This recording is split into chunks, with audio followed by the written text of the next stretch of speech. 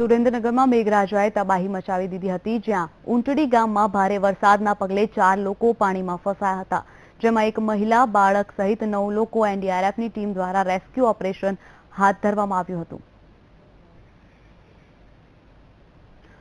તો આ જે રીતે છેલ્લા 24 કલાકમાં ભારેથી અતિ ભારે વરસાદ વરસી રહ્યો છે। આપ આપની ટીવી સ્ક્રીન પર જોઈ શકો છો કે જે રીતે નદી બંને કાંઠે વહેતી થઈ છે, ગામના લોકો પાણીમાં ફસાઈ ગયા હતા। એક મહિલા અને એક બાળક સહિત કુલ 9 લોકો પાણીમાં ફસાઈ ગયા હતા, જેમાં એનડીઆરએફની ટીમ દ્વારા તેમનો સુરક્ષિત બચાવ કરવામાં આવ્યો છે। જે રીતે આપ જોઈ શકો છો કે જે રીતે પાણી ચારો બાજુ જ્યાં નજર પહોંચે ત્યાં પાણી જ દેખાઈ રહ્યું છે। નદીઓ ગાંડી તૂર બનીને વહેવા લાગી છે। નદીઓમાં પૂર આવ્યું છે, જેના કારણે 9 લોકો પાણીમાં ફસાઈ ગયા હતા।